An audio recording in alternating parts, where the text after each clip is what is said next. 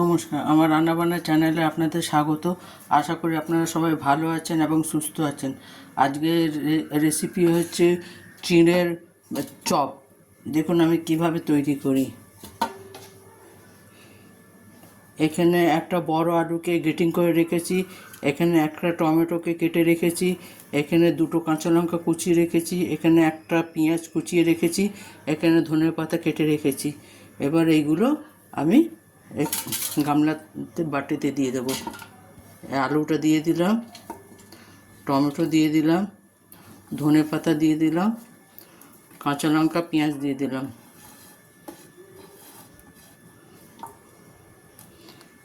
এরপর এটাতে আমি একটু নুন দেব। আপনারা যে যা স্বাদ অনুযায়ী নুন দেবেন। এটাতে আমি পরিমাণ মতো নুন দেব।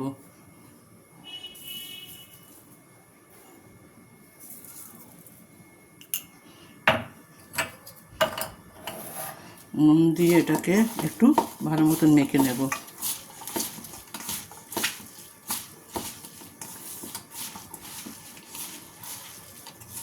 আপনারা এইভাবে একবার বানিয়ে দেখবেন, এটা খেতে বেশ ভালো লাগে। চিড়ের চপ মুখে স্বাদও লাগবে।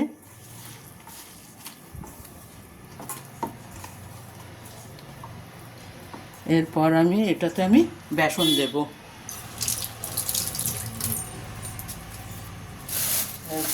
এটাতে বেসন দেব। আপনার নিজেদের পরিমাণ মতো বেসন দেবেন।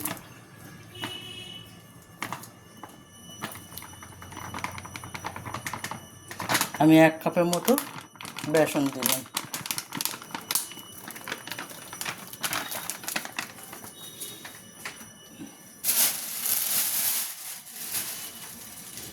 এরপর এটাকে আমি মেখে নিচ্ছি।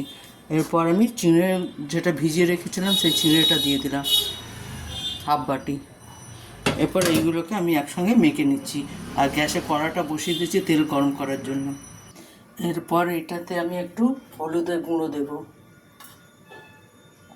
হাফ চামচ থেকেও কম হলুদের গুঁড়ো দেব, জিরের গুঁড়ো দেব। আপনারা চাইলে ভাজা জিরে দিতে পারেন, চাট মশলা দিতে পারেন। যে যার আপনার টেস্টি তৈরি করার জন্য আমি শুধু জিরের গুঁড়ো হলুদের গুঁড়ো দিয়েছি। এবার এটাকে আমি মেখে নিচ্ছি।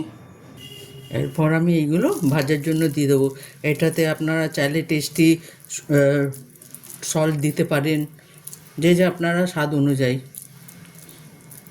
স্বাদ যেভাবে বাড়াবেন। আমি এটাতে বেশি কোনো মশলা টশলা কিছু দিলাম না, সিম্পল করছি।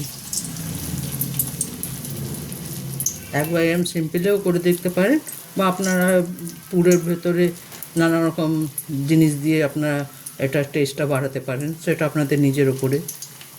কিন্তু আমি বেশি কিছু দিইনি। একবার এইভাবে বানিয়ে দেখবেন, কেমন হয় আমাকে কমেন্ট করে অবশ্যই জানাবেন। আমি আপনাদের বলি কমেন্ট করে জানাতে, কিন্তু আপনারা কেউ কমেন্ট করেন না, সাবস্ক্রাইব করেন না।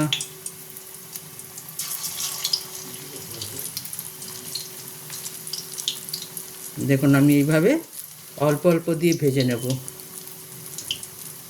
গ্যাসের ফ্লেমটা বেশি জোরে রাখবেন না, নাহলে পুড়ে যাবে।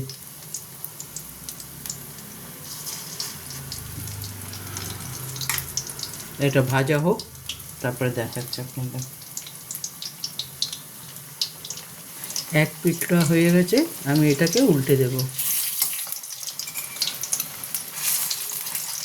এরা আমি সিম করে করে ভাজবো, তাহলে মচমচে হবে।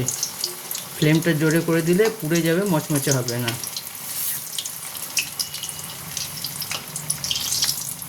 আর আমার যে বন্ধুরা আমাকে সাবস্ক্রাইব করেছেন, ভাই বোনেরা, তাদের অজস্র ধন্যবাদ যে আমার চ্যানেলটা দেখে আমাকে সাবস্ক্রাইব করেছেন। আর যারা করেননি তাদেরও ধন্যবাদ যে তারা আমার চ্যানেলটা অন্তত দেখছেন, আমি কিভাবে রান্না করছি, কি করছি, তার জন্য আপনাদের ধন্যবাদ। যারা এখন পর্যন্ত আমাকে সাবস্ক্রাইব করেননি তারা অবশ্যই ঠিক এক না একদিন তারা করবেই আমার রান্নাবান্না দেখে। আমি তার অপেক্ষায় রইলাম, আমার ভাই বোনেরা যে আমাকে সাবস্ক্রাইব করবে।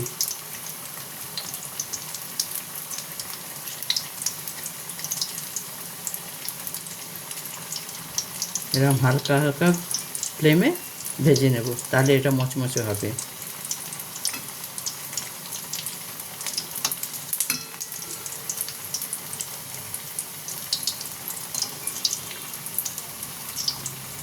এটা আপনি করে ডাল ভাত করলেন, এই একটা ভাজা নিয়েও খেয়ে নিতে পারবেন।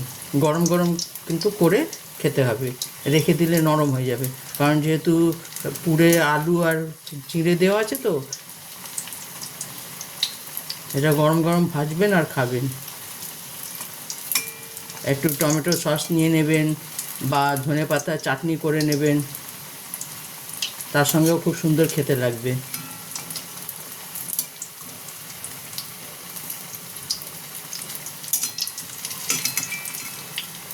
এইভাবে করবেন। দেখুন আমার মচমচেও হচ্ছে আর লালও হয়ে আসছে।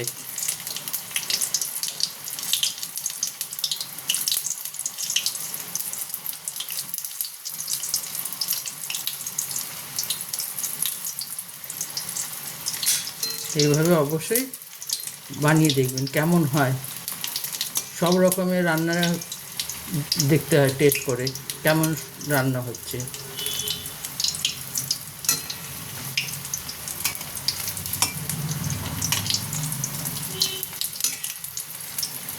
আপনারা হয়তো অনেক ধরনের চপ জানেন, কিন্তু এইভাবে একবার করে দেখবেন। এবার আমি এইগুলোকে তুলে নেব।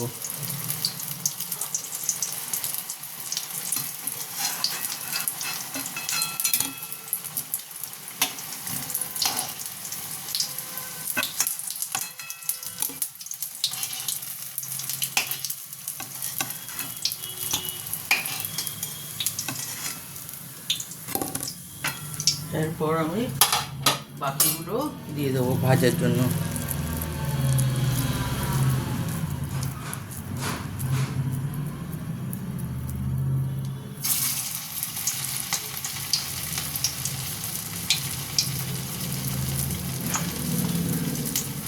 এরম দেখবেন চট করে বাচ্চারা চিঁড়ে খেতে চায় না, কিন্তু এরম করে দিলে মুখরোচক, তো বাচ্চারা খেয়ে নেবে, শরীরেরও কোনো ক্ষতি করবে না।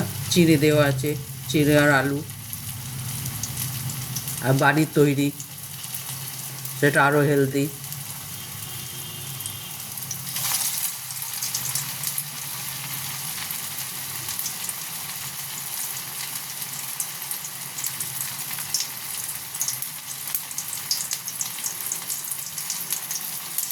আমি এইগুলো ভেজে নিই, তারপর বাকিগুলো দেখাচ্ছি।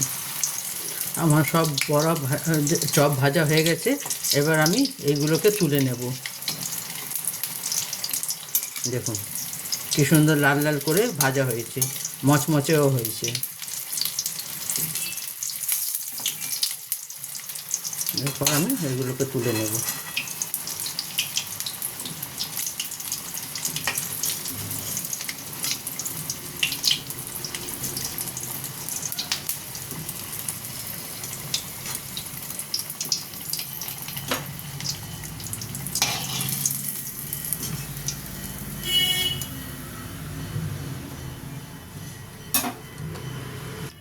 দেখুন আমার চিড়ের চপ একেবারে রেডি।